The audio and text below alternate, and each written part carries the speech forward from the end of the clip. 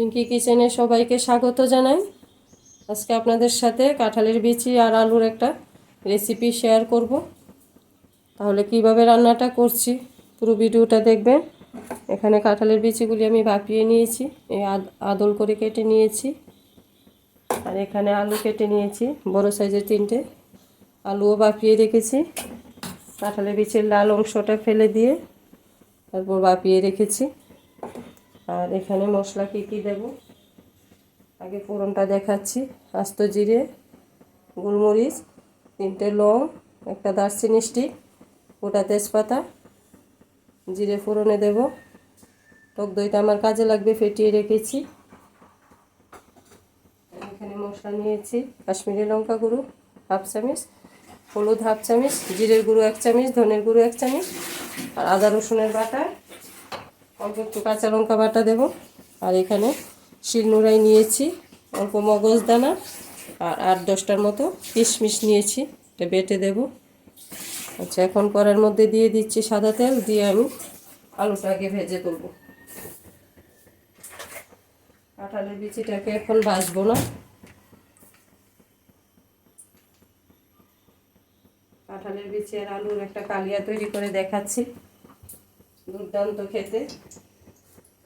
কাঁঠালের বিচি আমরা অনেকভাবে খেয়ে থাকি, এই রান্নাটা আমার মনে হচ্ছে আপনাদের সাথে শেয়ার করি।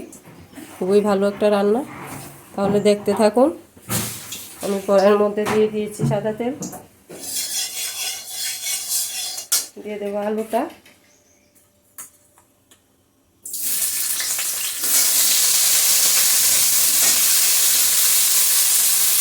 একটু নুন হলুদ দিয়ে আলুটাকে ভেজে তুলি। যেহেতু বাপানো আছে, বেশিক্ষণ সময় লাগবে না।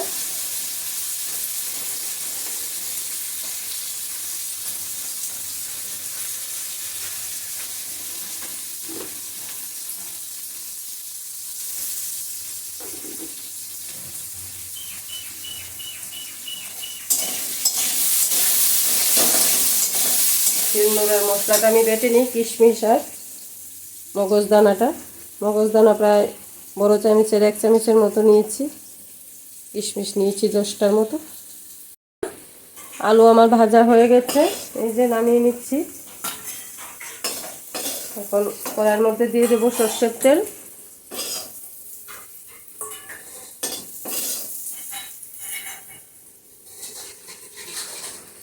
কড়াইয়ের মধ্যে দিয়ে দিচ্ছি সরষের তেল,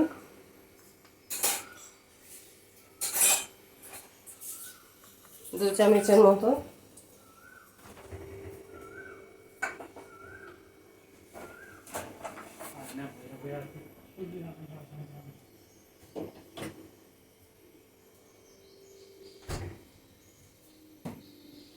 তেলটা গরম হয়ে নিক। দেখুন বন্ধুরা, তেল গরম হয়ে গেছে। এখন এক এক আমি সব দিয়ে দিচ্ছি।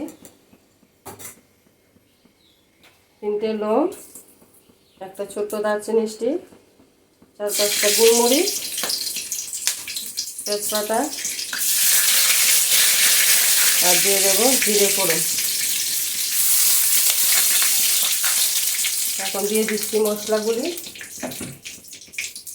আগে আমি ছোট সাইজের একটা পেঁয়াজ বেটে রেখেছি, সেই পেঁয়াজটা আগে দেব। পেঁয়াজটাকে একটু নাড়াচাড়া করে আমি মশলাগুলি, শুকনো মশলা রেখেছি, এই যে এগুলি এখন জল দিয়ে আমি একটু ভিজিয়ে নিচ্ছি, সঙ্গে একটু চিনিও দিয়েছি। দিয়ে দিচ্ছি 1/2 চামচের মতো আদা রসুন বাটা, কাঁচা লঙ্কা বাটা, এখানে 4টা কাঁচা লঙ্কা নিয়েছিলাম। তারপর পেঁয়াজের সাথে আদা রসুন বাটাটাকে একটু নেড়ে তারপর মশলাটা দেব।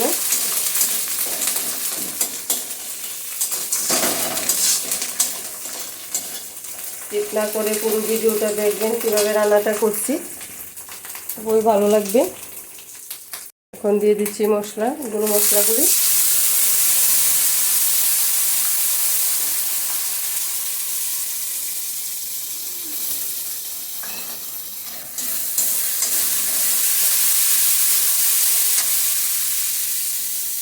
তারপর দেব মগজদানা আর কিশমিশ বাটাটা।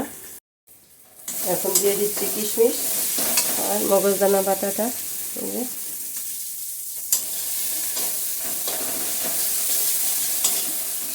দিয়ে দেবো একটু জল, দিচ্ছি ফেটানো টক দই আর একটু টমেটো সস, একদম অল্প।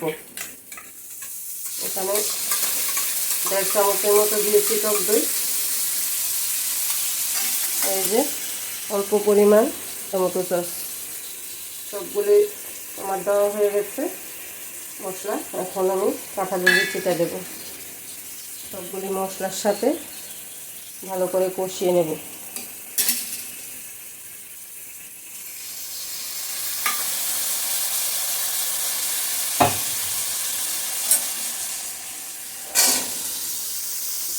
যত কষানো হবে তত তরকারির স্বাদটা ভালো হবে।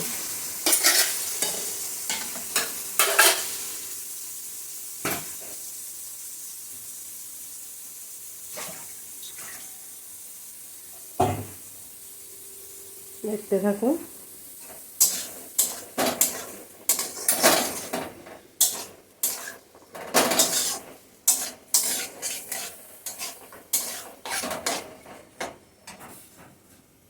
নামানোর আগে একটু গরম মশলা দেব, এলাচ দারচিনি বাটা, কাঁঠালের বিচিটার সাথে আলুটা একসঙ্গে দিয়ে কষিয়ে নিচ্ছি। বাটিটার মধ্যে জল দেওয়ার জন্য জল নিয়ে রাখছি। ঘরের সামান্য উপকরণ দিয়ে এত স্বাদের রান্না হয়, সেটাই আপনাদের সাথে শেয়ার করলাম।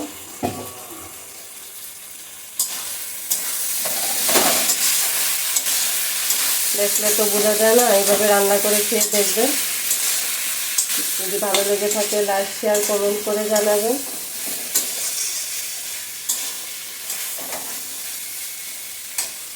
আর আমার চ্যানেলটাকে প্লিজ, যদি রান্নাগুলি ভালো লেগে থাকে, আমার পাশে থাকবেন একটা সাবস্ক্রাইব করে।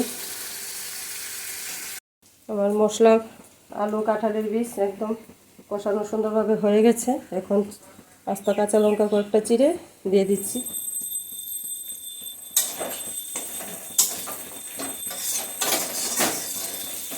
এখন দিয়ে দেবো জলটা।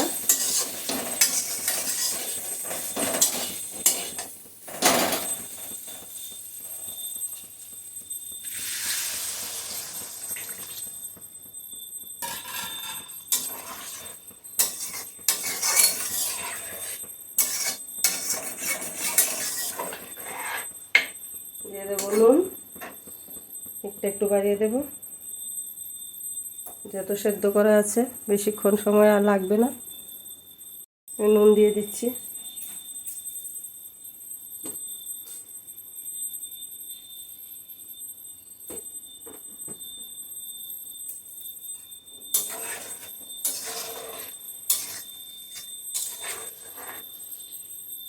এরকম রান্না থাকলে ঘরে আর মাছ মাংস একদম হার মানবে, মাছ মাংস নেবে না। এরকম একটা সবজি যদি থাকে দুপুরে খাবারে।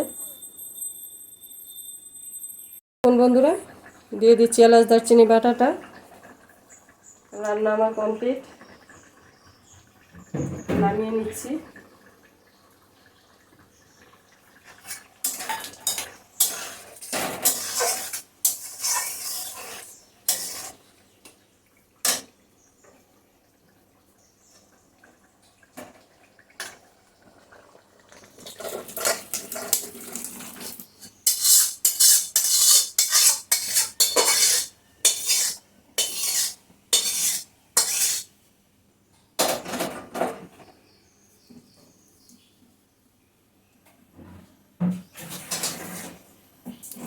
দেখুন কাঁঠালের বিচির এরকম একটা রান্না কীরকম লাগছে দেখতে।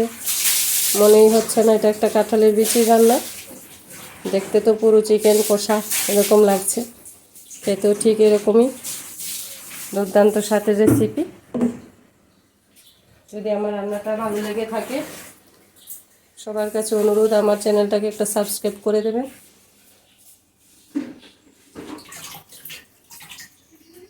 পরের রেসিপি নিয়ে আবার আসছি, দেখা হবে। আজকের মতো এখানেই শেষ।